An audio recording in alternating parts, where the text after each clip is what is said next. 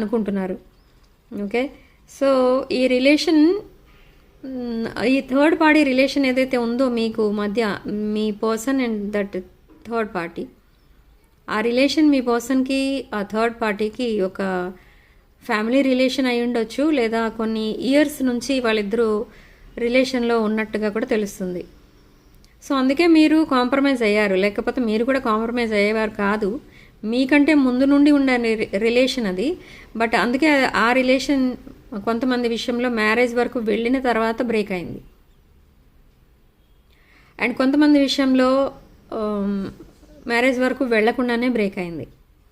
Okay, so మీకంటే ముందు నుండే వాళ్ళు రిలేషన్లో ఉన్నారు, తర్వాత మీరు పరిచయం అయ్యారు మీ పర్సన్కి.